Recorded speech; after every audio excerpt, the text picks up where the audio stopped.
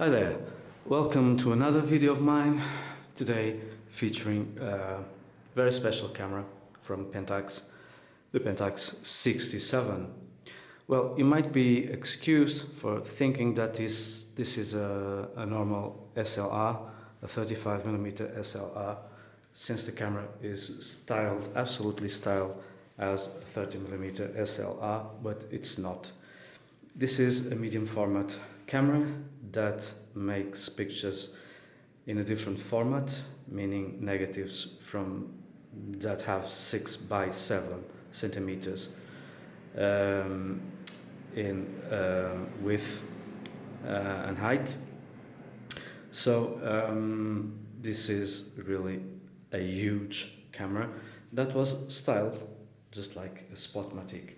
And I know that for those of you who have never seen a Pentax 67, it's hard to imagine the scale, and so I've brought as a reference Pentax Spotmatic, from which the Pentax 67 is derived stylistically, I mean, in design terms.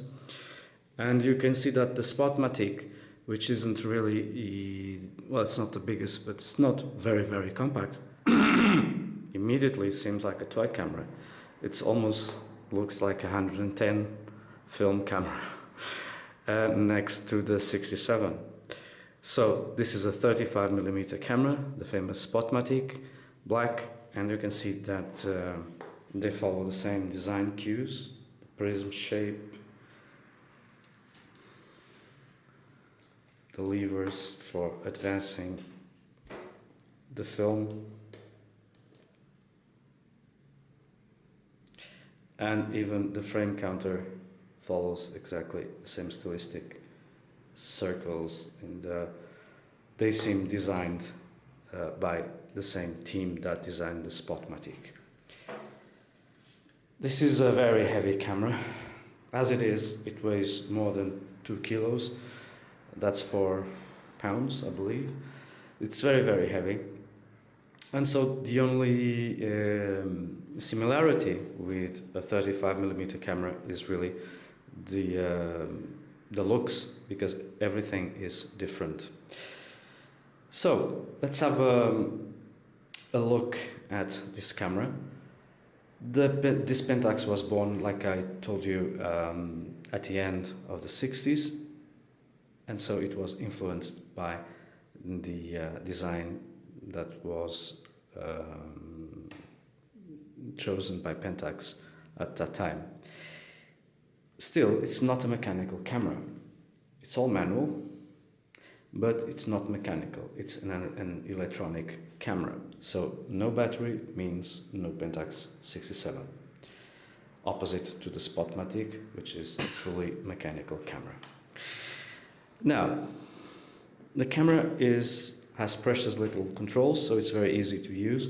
This is the advanced lever, like we have seen. This is the shutter button with provision for locking the shutter, and it's very useful because it's not uncommon to fire without unintentionally, because the camera is so heavy, so we tend to grab it by in any position and the shutter goes off. So I'm an expert in that. Here you have the speed selector. It's on the left. It's not uncommon. The Pentagon 6 had it. The Pentax cameras had it. It's more common to see it on German cameras than Japanese, but it's here for a good reason, because there was no sufficient room on the right, as you can see. At least they could have put it, well, it would be a small one, and aesthetically would be high or tall, probably wouldn't be too nice. Here you have the battery check, because the camera is electronic, and on this side you have the selector to select between 120 film and 220 film.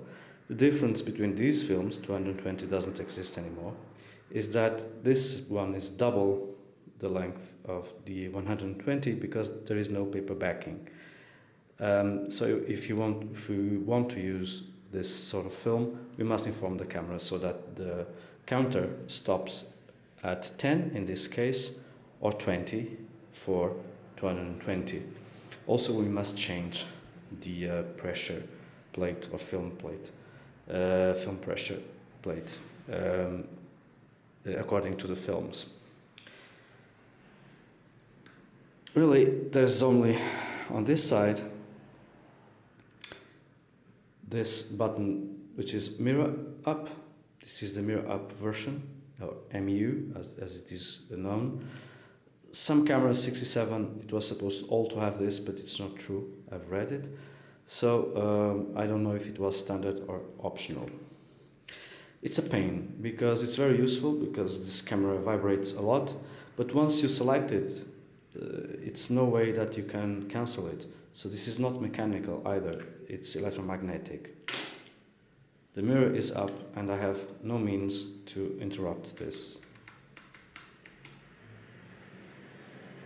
So it is a pain. So I have to shoot. And this is the characteristic of the Pentax 67.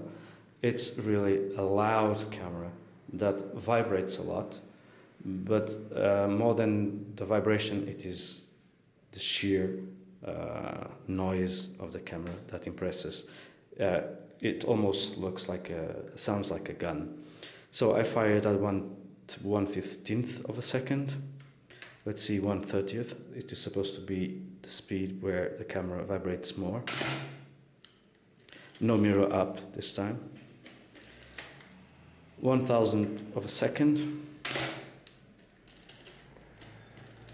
And 1 second. With mirror up, let's choose 125th of a second.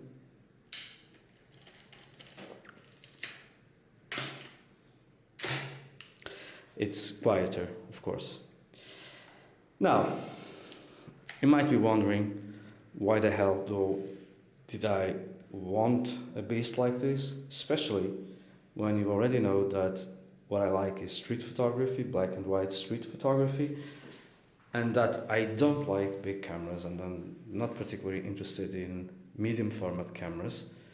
But this camera is very special to me because it has a long story, which I will not bother you. I will write it someday in my blog. But this camera, I bought it as a dead camera for parts only, the body and the prism. And it took me 7 years, I'm a very patient guy, I know, to find someone who would be willing to have a look at it, because the camera had life in it, but the advanced system was stuck. And I bought it in Germany for a ridiculous sum of money. And so apparently no one there would dare to fix this, or so they declare it irreparable. And I bought it anyway, and I had enough faith in it.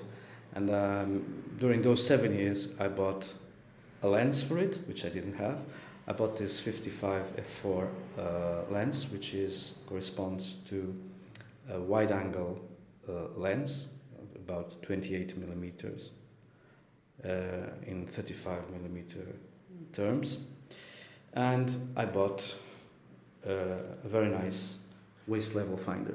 I love cameras that can use a waist level finder, which is the case here with the Pentax. So we'll get rid of this prism that is fairly bright and only shows 92% of the area, and we will swap it by this rather nicely styled Pentax waist level finder that is very easy to use. By default, you always get the magnifying glass, which is a very good idea, but if you don't want it, you just hinge it and you are all on your own. And this makes the camera much more portable because we have shared at least half a kilo of the camera. So I became attached to the Pentax, and finally I made a few films with it. Finally, it's working, and as you can see, it's a camera that doesn't really fit what I'm used in terms of cameras. But I went to the street with it anyway, just to see the reaction of people when using this. And what I got is it's almost impossible to use it on the street, because not because people are bothered by it. No, because it's not the question that it's impossible to be stealth. Of course it is impossible to be stealth, either by the noise, either by the sheer looks and size, but because people see this and they come to me and ask, what the hell is this? Is this a prop? Is this for real? Is this a Pentax? Pentax did this. What does it do? Is it really a camera? It's a movie camera. And so I'm constantly being interrupted by people who are so surprised to see a camera like this. A bit like the Rolleiflex, but the Rolleiflex is more out of recognition, because everybody knows, I wouldn't say the Rolleiflex, but at least a TLR, and that evokes films and stuff like that. But this one, it's not a camera well known with the general public, and so people come up and ask questions. So it's a bit it's a bit difficult to take pictures and to concentrate with it. I know that I am weird, and so I took it to the street where I normally like to take pictures, and it's a good experience. It's a good workout, and also it helps to develop a bit of self-confidence, because there's no way that you can be stealth, there's no way that you can be discreet, and so everybody will be knowing that you are shooting either at them or in their surroundings, and so you have to be brave enough to stand by your Pentax and continue to take pictures. I had no problems. No one came and complained about me taking pictures. I suppose they were rather frightened by this. So you never know who's at the other end of the camera. And one of the remarks that the person in Germany that was at the airport when I bought the camera was that he had doubts if I could take it with my hand luggage, because it could be considered a lethal instrument. I could kill someone with it.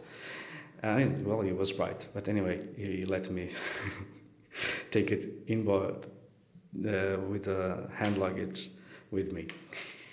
So, the Pentax is pretty much like any 35mm camera. Well, I'm being a bit lyrical, but it is in a way. It loads in the same way as any other 35mm camera, although with not 35mm film. It has a cloth shutter, horizontally run, and when you open the camera, it has this peculiarity: the shutter does not work. So this allows you to position the slit for the film's tip accurately, and it's very easy to load. Of course, first you have to, don't forget you have to select if you are using 120 or 220 film. So you just close the camera and that's it. You're all set.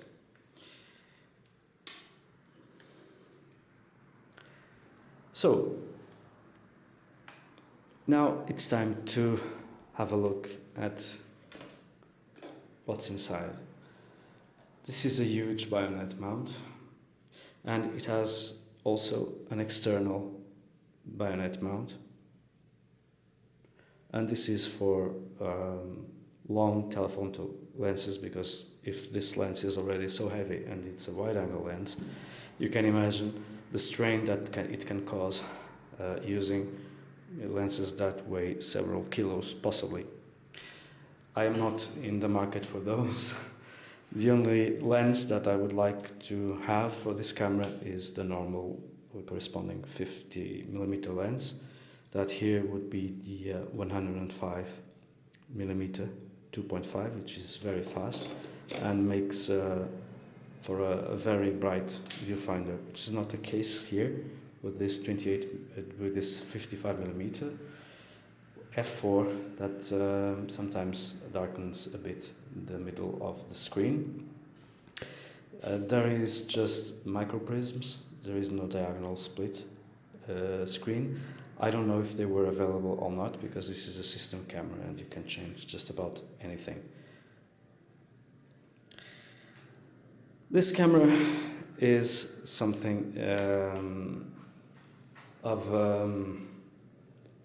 I would say over the top, because it's really big, but I do understand that why they have made it so big. There's nothing here that you need fairy fingers to control. Everything is dimensioned for the camera, because advanced system is a bit hard, on the hard side. I don't know if this is just a case of mine, because it had that problem, but it's not sweet, it's not very light. So you have to have this lever in cast lever. You have to have this big shutter speed control dial, because it's much more comfortable than a small one. And this is the Pentax 6x7 or 67. There are other more modern versions. Of course, there is no metering. There are prisms that have metering, and they couple to the shutter speed knob, a bit like the Nikon F2 and Nikon F, if you know them. And the last version, which went out of production just a few years back, was also had an electronic display and had much more modern accessories, and the body was different. Although I think it is the accessories are compatible, but I am not sure. I'm not an expert on this. I'm just sharing my camera thoughts on my camera with you. Now, people normally have a tendency to compare this with the Pentagon 6 that I have here. And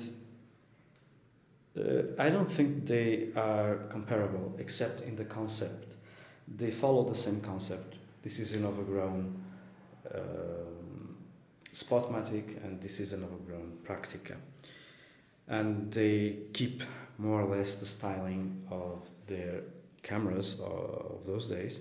So this resembles vaguely a Spotmatic, and this also has the Praktica angled shutter at shutter button at 45 degrees, and looks like an overgrown SLR. They share the same spot where they have the speeds, and I think this is a sort of form follows function, because there was no other place to put it. And in terms of build, the Pentagon, it's much lighter than the Pentax, but don't think this is a light camera, because it's not.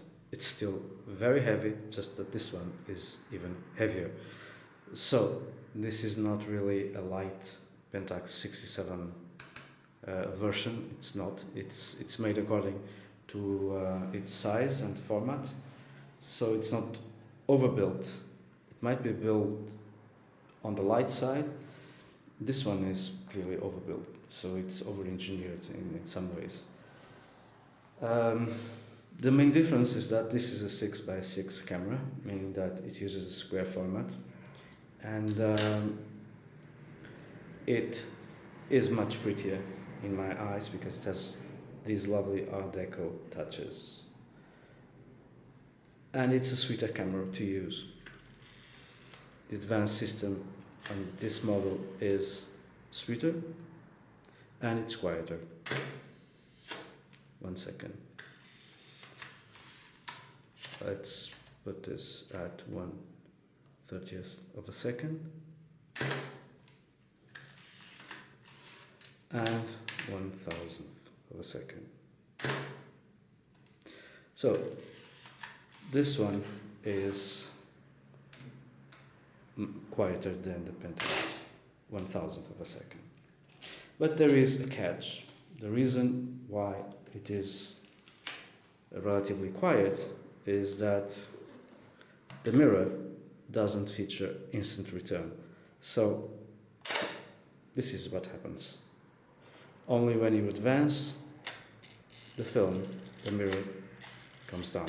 That's not the case with the Pentax. So you have the mirror hitting and getting back.